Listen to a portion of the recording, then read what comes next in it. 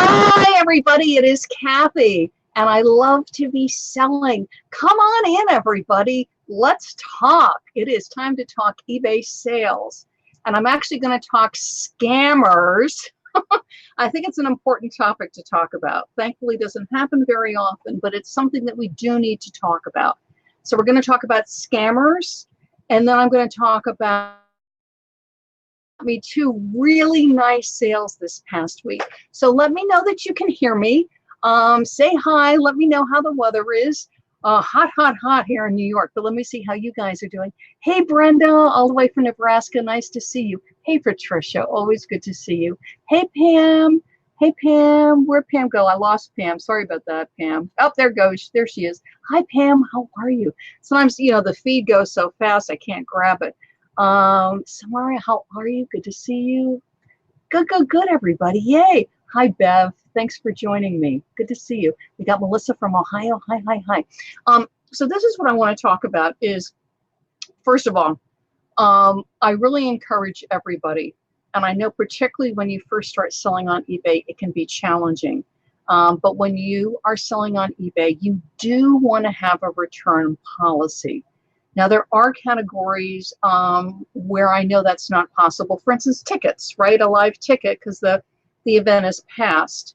Coins and bullion because the market fluctuates as far as the price of silver and gold. But for most categories, clothing and collectibles and toys and video games and DVDs and CDs and, right down the line is you do want to have a return policy. And 30 days is standard now. There are categories, there are a few categories where you are allowed to do a 14-day return policy, and that's on the eBay site, so you can take a look at that. But for the most part, it's 30 days is recommended, and I know some sellers do 60 days, okay? Rated seller, and the criteria is on the eBay site. It's basically customer service and time on eBay and taking care of people. You can qualify to be a top-rated seller. And for top-rated sellers to get the top-rated plus discount, which is a 10% final value fee discount, not your listing fee, your final value fee discount, you do now have to offer 30-day or 60-day free returns, except for the few categories where you can still do 14-day. So thankfully, 99.999% of the buyers on eBay are great. I run two Facebook groups. You're welcome to come join us. eBay Selling Basics, nothing but selling basics. And for my advanced sellers, my eBay store owners, eBay stores, nothing but eBay stores. 99% of your sales, it's great, everything's fine, not a problem. Or they get it and they go, this just isn't what I wanted, or it doesn't fit right, or whatever, and they return it and there's no problem. And then every now and then you get interesting characters. And I have a theme. I've had this happen to me a couple of times, which is why I want to talk about it. And I remember too, when I first started selling, whenever somebody wanted to return something, it really upset me. Especially when you're starting, you're making $20 a week, $30 a week. So then when somebody wants a return, that's $10 you're losing, $20 you're losing, $5 you're losing, whatever. And it's hard.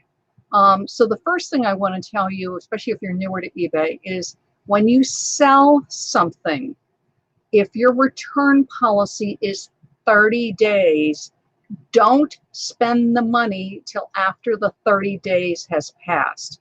And I know that's tough with bills and everything, but you really want to keep the money set aside. If that's not possible, set some money aside. You don't want to spend every dime that's coming in, because if you do get a return, you're going to get stuck. So definitely put some money aside.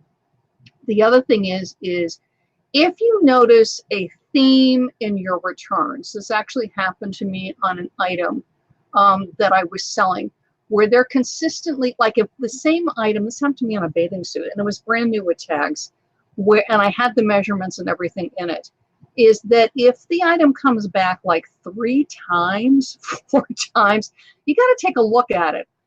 If it is a new with tag item, there's a very good chance somehow it's missized. So if you can, go to the manufacturer's site. Because even if you're buying it in a retail store like Macy's or Nordstrom's or whatever, what can happen sometimes is it's tagged wrong. It's a medium tag, but it's really a small. It's a small, but it's really an extra small. I don't know if you've, I mean, I've had this happen. I'll hold the shirt up and it's tagged XX, and no way it's a XX. So, measure things, look at things. If something's coming back multiple times, you really need to measure it and take a look at it and see what on earth is going on, because there's a good chance it's missized. You want to put measurements in your listings, even if it seems really obvious. I was actually shopping for pants the other day, and even with well-known brands, if it's Liz Claiborne, if it's 7 Jeans, if it's True Religion Jeans, whatever it is, Champion leggings, is even though their sizing is standard, again, measure the waist, measure the inseam, measure the pitch, that, because that's going to help you with returns. Okay. So all of that, you get returns, you deal with returns, it's not a problem. And then you're going to get people where they are claiming item not as described. And this is for sellers that are not doing free returns. So if you're doing free returns, you're taking returns back for any reason, but you're doing paid returns. Buyer pays shipping. And I have a couple of categories that I sell in that, for whatever reason, the people get a little creative on their returns because they don't want to pay for the return. They want to get reimbursed for the original shipping, because I'm not charging free shipping on these items. So they'll claim item not as described. They will complain about the color or whatever number of things. And for some reason lately, the big thing seems to be they claim the item arrives wet. Okay. Now, and this is clothing items. So first of all, what I want to tell you is that when you're shipping clothes, I personally don't just take the item and roll it and throw it in the poly mailer or throw it in the box or whatever it is. In fact, I've got some mailers here. Hang on a second.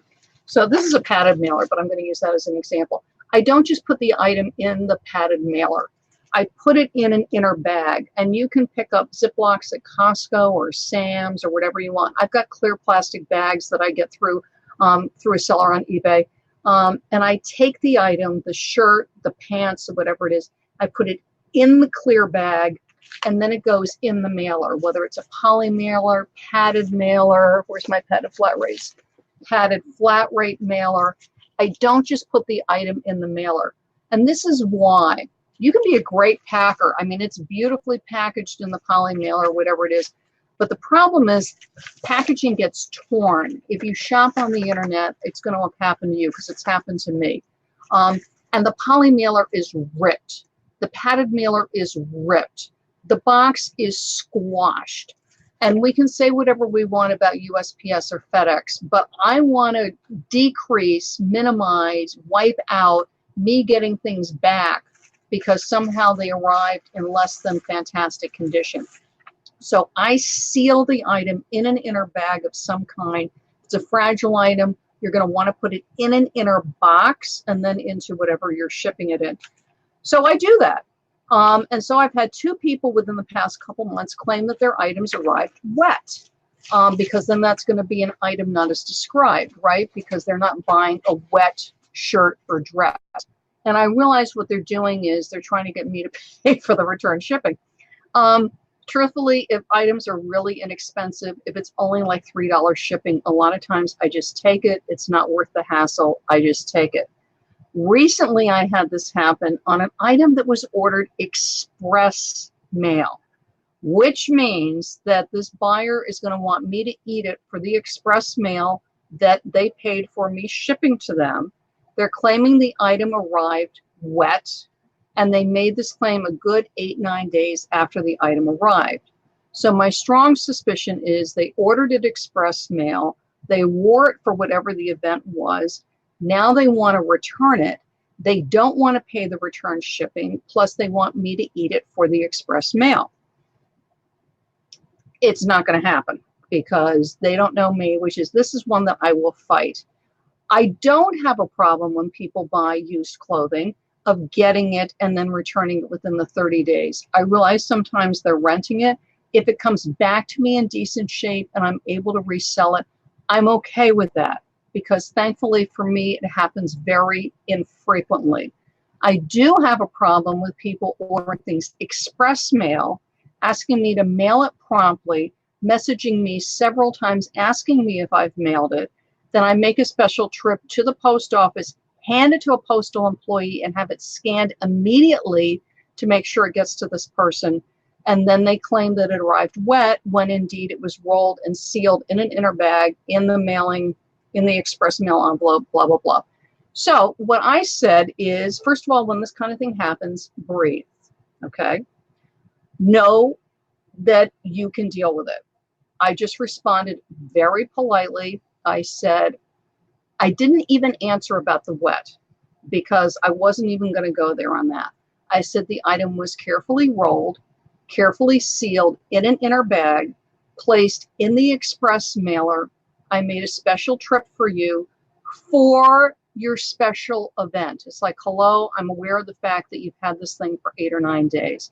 I said, you are welcome to return the item.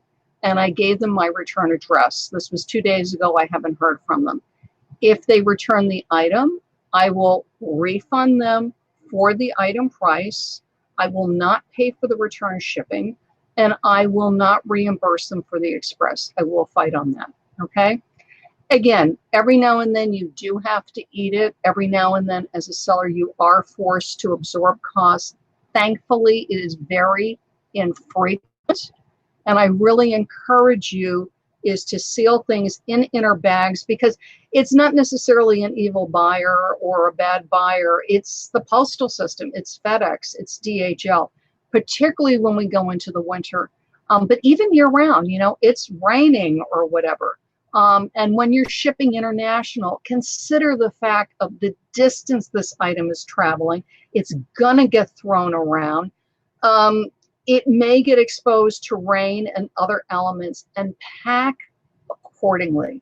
So that is my information for you on that is, yes, there are scammers out there. Thankfully, they are few and far between. When you run into them, just stay very professional, very polite. Whatever platform it's on, whether it's eBay or Etsy, wherever it is, keep all of your messaging on that platform. Don't get drawn off. Don't start emailing. Keep everything in the messages. So should customer service need to review the messaging, they can see exactly what is going on, okay? Yeah.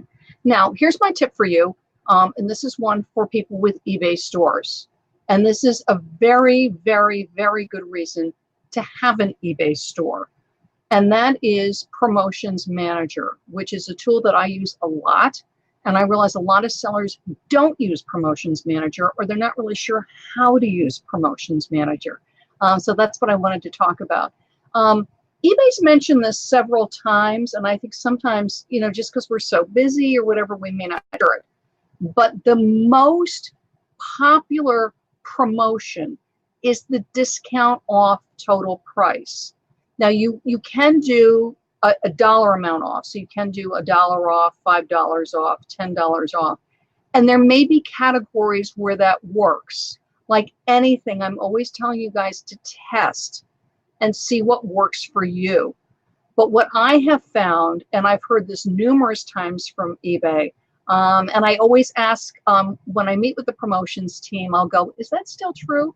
And so far it is, which is the discount off total purchase price is the most effective promotion in Promotions Manager. So this is how you make it work for you. You want to be fairly tightly categorized, to do very, very broad, unless you are what is called a solo niche seller, like you really only sell one particular kind of thing. Like I only sell t-shirts, or I only sell jewelry, or I only sell craft supplies. Then that for an entire store could work. For most people, to really niche your discount is going to work. So for instance, women's clothing will be in one promotion. Kids' clothing will be in another promotion, men's, and you might even niche within that. So my women's tops, I could perhaps do 20% off for my women's dresses. For me, it's only going to work for 10% off. So just know you can tightly categorize your promotions in Promotions Manager. Then the next thing when you're working with Promotions Manager is just take a look at your sales. Look at sold and shipped, and take a look at, and you can sort by categories. So sort by women's clothing or dresses or shirts or hubcaps or hardware or lawn ornaments or furniture, whatever it is that you sell, collectibles, kids' toys, video games. I mean, you can sort of take a look at what the average price is for your sold amount. Is it 20? Is it 30? Is it 40? How much is your typical sold amount? So let's say it's typically $30, and let's say your items tend to be in the $20 to $25 range. Well, then you're looking for doing a promotion around $35 or $40 and giving them a discount. Then the next thing you do is you look at, if they buy the 2 items, so let's say it's the 2 pens, how much is it going to cost me to ship 1? And then how much is it going to cost me to ship 2? And then taking that into consideration, how much of a discount can I give them and still make money? It's great to get sales, right? Like, yay, I got a sale. But how much money did you make, right? You want to be making money.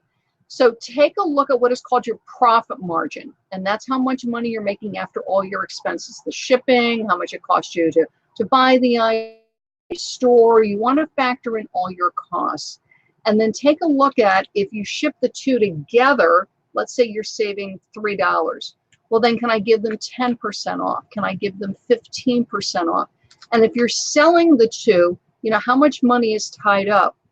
How much is it worth it to you to get those 2 out the door? I just had somebody buy almost $100 worth of items because it's in a promotion. And the promotion gives them 10% off. So they're saving $10. The 3 items together will go priority mail, but I can fit them all in a padded flat rate envelope because they're not super large. So I'm a top rated seller with a top rated seller discount on priority mail. And right now, if I remember correctly, it's $6.90. And if I remember correctly, without the top rated seller discount, it's $7.10. So I can ship 3 items for $7.10. Each single item would run me $3 and change, maybe $4 and change. So I'm actually saving $3 or $4 on shipping. I got 3 items sold, one of which has been sitting in my store forever. So I'm like thrilled. I'm like, yay, take it, take it, take it. And I made money. Why? Because I've got a discount in Promotions Manager. I go through Promotions Manager in detail for you. Okay, that's what I just did. I took the promotion, I broke it down for you, and I gave you a great tip about the discount is the best one for Promotions Manager. So if you're not doing that, take a look at that, okay?